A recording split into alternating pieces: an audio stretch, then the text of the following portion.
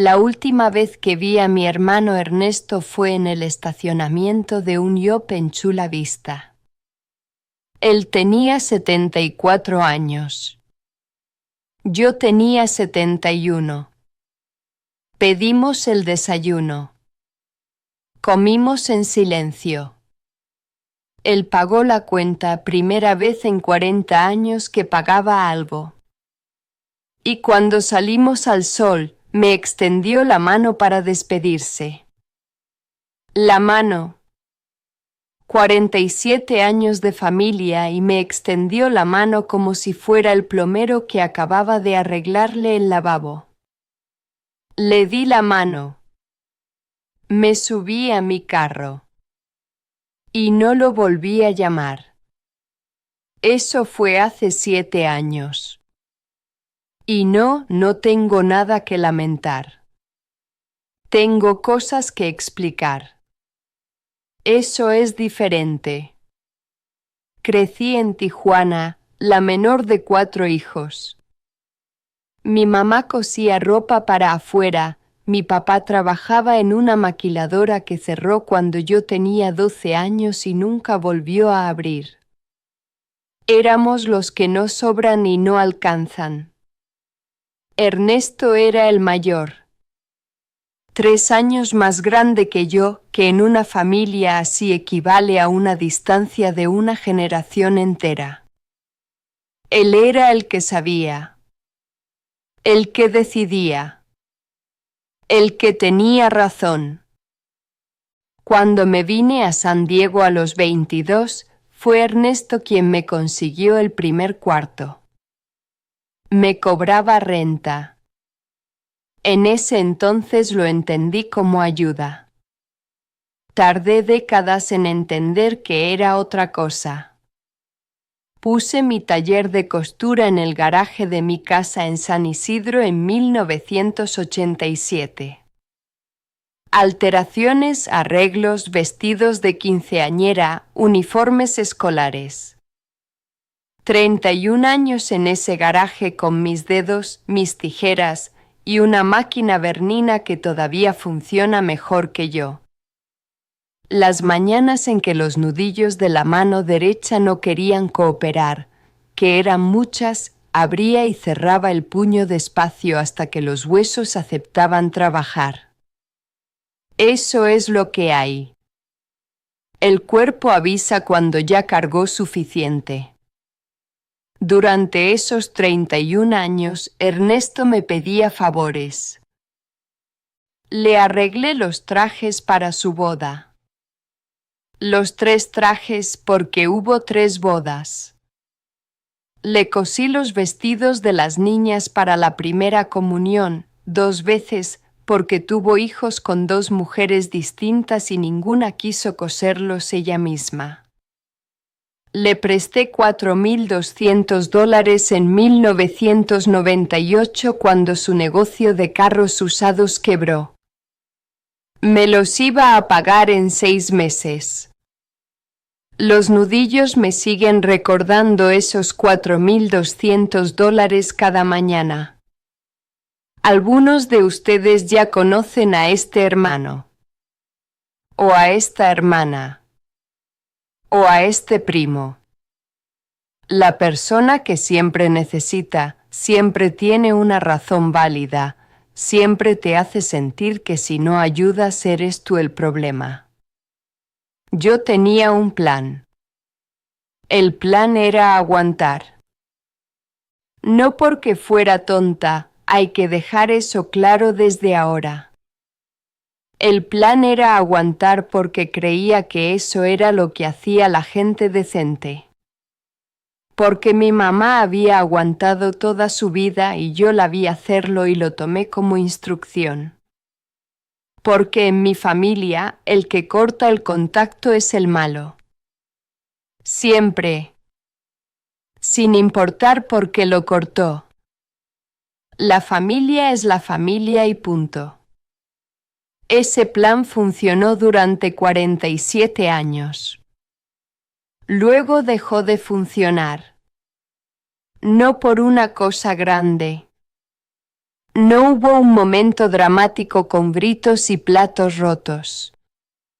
Fue en una llamada telefónica en un martes ordinario de octubre, cuando Ernesto me llamó para contarme que su hija mayor, mi sobrina Claudia, a quien yo había conocido desde que nació, lo había cortado a él también. Él estaba furioso, indignado. No podía entender por qué su hija haría algo así.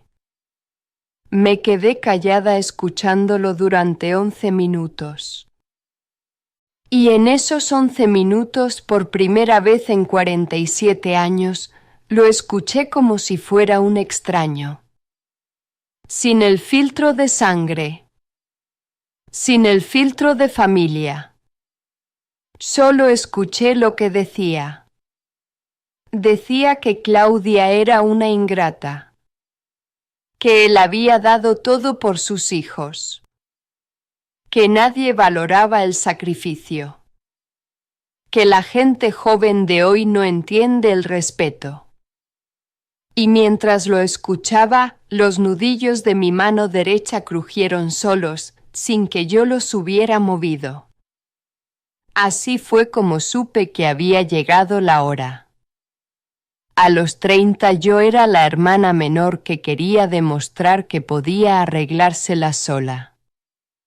Me tragaba cualquier cosa que Ernesto dijera porque contradecirlo me parecía una debilidad. Si él decía que mi exmarido no servía, yo asentía. Si decía que mi taller nunca iba a crecer, yo me callaba y trabajaba más horas. Pensaba que callarme era madurez, que aguantar era fortaleza. No era fortaleza, era costumbre. A los 47 entendí que Ernesto no era malo. Eso tardé en aceptarlo porque es más fácil odiar a alguien que entender cómo funciona. Él simplemente había aprendido desde niño que su lugar en la familia era el del que manda. Nadie se lo discutió nunca. Ni mi mamá, ni mi papá, ni ninguno de nosotros. Le enseñamos a ser así. Le enseñamos a esperar que todo el mundo se acomodara alrededor de él. El error no fue de él solo. Yo participé. 30 años participé de manera activa, cosiendo sus trajes y prestándole dinero y sentada en su mesa de Navidad fingiendo que todo estaba bien. Eso lo entendí a los 47. Pero entenderlo no fue suficiente para cambiar nada. Porque a los 47 todavía tenía miedo. Miedo de que dirían en la familia. Miedo de que mi mamá sufriera. Miedo de quedarme sin el único hermano que todavía hablaba conmigo. Los otros dos se habían ido al norte y llamaban en Navidad si se acordaban. El miedo es un hilo. Si no lo cortas, te termina cosiendo a cosas que ya no te quedan. Creen que tienen tiempo de resolver estas cosas con calma, con paciencia, con conversaciones difíciles que eventualmente lo arreglan todo. Tal vez sí. Yo no digo que mi camino sea el único. Lo que sí digo es que hay personas con las que la conversación ya no funciona. No porque sean monstruos, sino porque aprendieron a no escucharla. Voy a volver a esa llamada de octubre.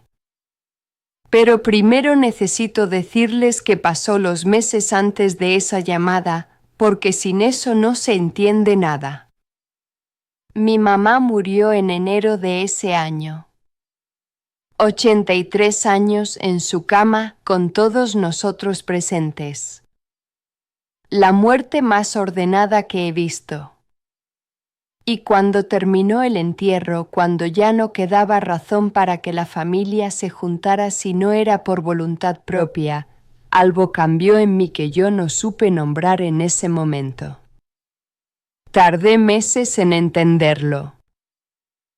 Lo que cambió fue esto: ya no tenía que proteger a mi mamá de la verdad. Ya no tenía que mantener la paz para que ella no sufriera. El motivo principal por el que yo aguantaba, que era cuidar a mi mamá de un dolor que ella nunca me pidió que cargara, había desaparecido. Me quedé sin razón para seguir. Y entonces llegó esa llamada de Ernesto en octubre, quejándose de Claudia, y yo escuché sus 11 minutos de palabras y lo único que pensé fue: mi sobrina lo cortó porque aprendió lo mismo que aprendí yo. Solo que ella lo aprendió 40 años antes.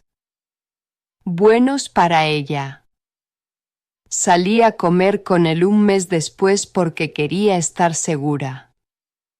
No quería actuar por enojo. El enojo se pasa. Yo quería actuar por claridad. En ese yo penchú la vista lo vi comer sus hot cakes y hablar de su carro nuevo y no preguntarme una sola vez cómo estaba yo. En 74 años, Ernesto nunca había desarrollado ese músculo. No es un insulto. Es un diagnóstico. Cuando me extendió la mano en el estacionamiento, no sentí nada dramático. Sentí el sol de las 11 de la mañana en la cara y los nudillos de la mano derecha que apretaron los de él y luego se soltaron. Eso fue todo. Algunos de ustedes están pensando que soy una mujer fría. Lo entiendo. Pero fría no es la palabra. La palabra es cansada. Cansada de interpretar el papel de alguien que todavía no soy. Cansada de coser costuras que se deshacen a la semana. Hay tela que no aguanta. Eso no es culpa del hilo. La periodista que me entrevistó para un podcast hace 3 años me preguntó si alguna vez había considerado intentar una reconciliación. Paré un momento antes de responder. No por dudar. Por elegir bien las palabras. Le dije que la reconciliación requiere que las dos personas hayan cambiado algo. Que si solo una persona cambia, eso no es reconciliación. Eso es rendirse. No me arrepiento de haber esperado tanto. Eso también hay que decirlo. Porque si hubiera cortado el contacto a los 40, me habría quedado con la duda de si lo había hecho por enojo o por claridad. Los 20 y tantos años que esperé me dieron certeza. Y la certeza vale más que la paz rápida. A los 71, con mi mamá enterrada y mis hijos criados y mi taller cerrado y mis nudillos informándome cada mañana del precio de 31 años de trabajo, decidí que ya no iba a coser trajes para bodas que no eran las mías. El plan original era aguantar hasta que Ernesto cambiara.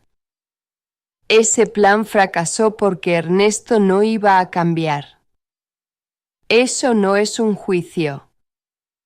Es simplemente cierto. Hay personas que ya terminaron de formarse. No es su culpa y no es tu culpa. Es solo lo que hay. Lo que me perdí por cortar el contacto, las reuniones de Navidad en su casa, que siempre terminaban con alguien molesto, las llamadas en las que él me contaba sus problemas sin preguntarme por los míos, y la posibilidad, remota pero real, de que en algún momento, antes de morir, me hubiera pedido disculpas. No me perdí nada que tuviera. Lo que encontré, 7 años de domingos en los que puedo llamar a quien quiero o no llamar a nadie y ninguna de esas dos opciones me genera culpa. Eso suena a poco. No lo es. Pueden elegir quedarse. Pueden elegir aguantar. Pueden elegir seguir cosiendo ese hilo hasta que los dedos ya no aguanten más. O pueden doblar la tela, guardar las tijeras y salir a tomar el sol de las 11 de la mañana en un estacionamiento de Chula Vista sintiéndose, por primera vez en décadas, exactamente como son. No les digo que hagan lo que hice yo. Les digo lo que cuesta no hacerlo. 47 años es el precio que yo pagué. Ustedes deciden cuánto quieren pagar. Esta mañana me levanté y abrí el puño despacio como siempre. Los nudillos crujieron como siempre. Me hice un café. Llamé a mi hija en Phoenix. Hablamos 40 minutos de nada importante. Fue suficiente. La sangre no obliga. Eso lo aprendí tarde. Pero lo aprendí bien.